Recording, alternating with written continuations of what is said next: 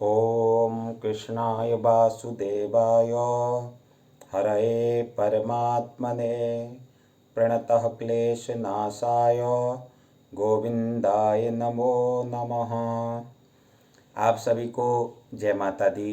मैं हूँ आचार्य राजेंद्र और आप देख रहे हैं संस्कारशाला।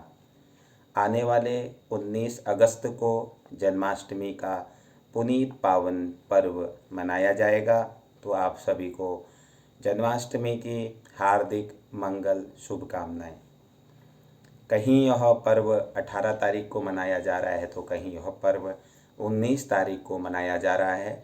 अगर शास्त्रोक्त रूप से अगर जन्माष्टमी मनाई जाए तो 19 तारीख को ही विशेष रूप से यह जन्माष्टमी मनाई जानी चाहिए, क्योंकि भगवान जो कृष्ण का जो जन्म हुआ है वह भाद्रपद मास शुक्ल पक्ष की कृष्ण पक्ष की अष्टमी तिथि को भगवान का जन्म हुआ है।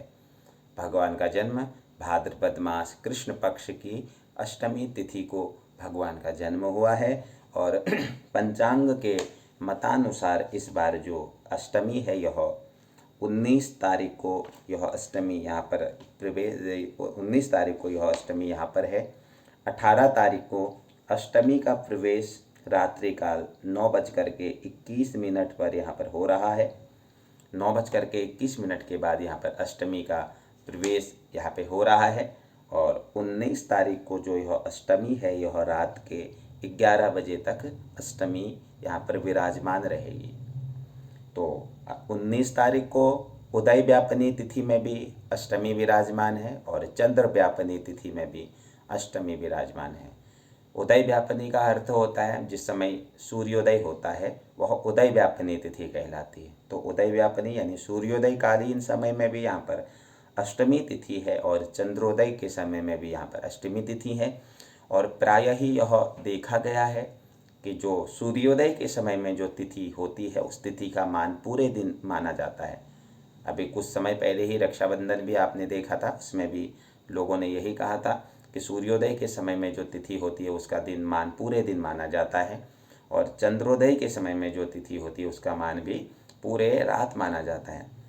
तो 19 तारीख को ही विशेष रूप से जन्माष्टमी का पर्व मनाया जाना चाहिए, क्योंकि वृंदावन में 19 तारीख को ही मनाया जा रहा है और मथुरा में भी 19 तारीख को ही जन्माष्टमी का पर्व मनाया जा रहा है। लेकिन उत्तराखंड क्षेत्र में लोग ये मत लेकर के चलते हैं कि जिस समय पूजन हो तो उस समय पूजन के समय में अष्टमी विराजमान होनी चाहिए।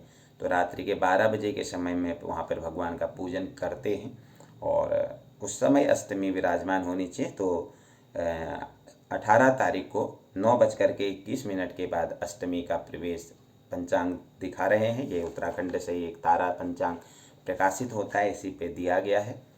और विशेष रूप से अगर शास्त्रोक्त रूप से आप अगर देखें तो अष्टमी का जो पर्व है, जन्माष्टमी का जो पर्व है वह 19 तारीख को ही मनाया जाना चाहिए। जन्माष्टमी भगवान ठाकुर जी को प्रसन्न करने की एक महत्वपूर्ण तिथि है। जो लोग वैष्णव हैं अर्थात वैष्णव दीक्षा जिन लोगों ने ली है उन लोगों का यह दिन बड़ा ही उत्तम रहता है। लोग इस दिन भगवान का पूजन करते हैं, व्रत करते हैं और व्रत करके भगवान का विधिवत तरीके से पूजन करते हैं। तो आप भी 19 तारीख को ही जन्माष्टमी का पुनीत पावन पर्व मनाएं और भगवान ठाकुर जी की विशेष कृपा आप प्राप्त करें, क्योंकि भगवान कृष्ण जगत गुरु हैं। शास्त्रों में कहा गया है कि कृष्णम वंदे जगत गुरुम, तो जगत के वह गुरु हैं।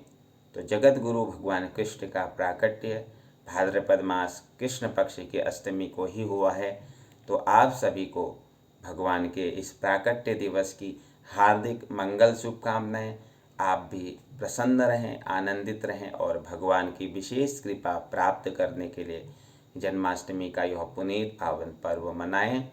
और भगवान कृष्ण ही जीवन में प्रेम संचार करने वाले हैं, प्रेम की उत्पत्ति करने वाले हैं, क्योंकि राधा कृष्ण प्रेम की छवि हैं।